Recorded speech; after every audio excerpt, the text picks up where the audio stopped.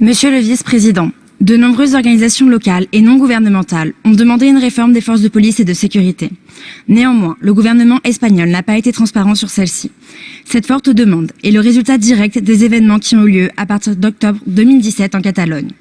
Plusieurs organisations ont regretté l'usage de la force de manière disproportionnée et excessive par la police nationale et la garde civile le 1er octobre 2017, jour du référendum, contre les citoyens qui s'étaient rassemblés de manière pacifique à plusieurs endroits de la région.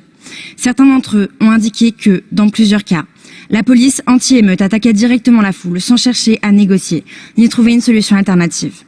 De nombreuses organisations ont affirmé que les hôpitaux ont soigné plus de 1000 personnes blessées par ces assauts.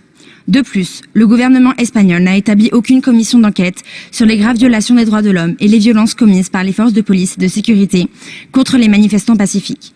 Nous demandons donc à la délégation espagnole, est-ce que les officiers de police et les membres du gouvernement ayant perpétué ces violences vont être tenus pour responsables de leurs actes?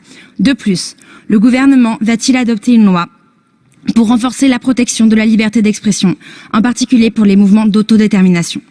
Malgré la rhétorique politique utilisée par le gouvernement espagnol concernant les pertes civiles dues aux crimes de guerre commis par la coalition menée par l'Arabie Saoudite et les Émirats Arabes Unis lors de la guerre au Yémen, l'Espagne est un des premiers pays fournisseurs d'armes, en particulier de bombes.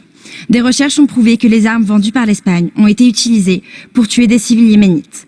Nous demandons donc à la délégation espagnole, est-ce que le gouvernement a respecté la loi en vendant des armes à l'Arabie Saoudite malgré l'opposition du Parlement? Dans un second temps, est-ce que l'Espagne se considère responsable pour les crimes de guerre commis à cause des bombes espagnoles? Enfin, est-ce que le gouvernement compte dédommager les nombreuses victimes des crimes causés par la vente de leurs armes aux États de la coalition? Merci.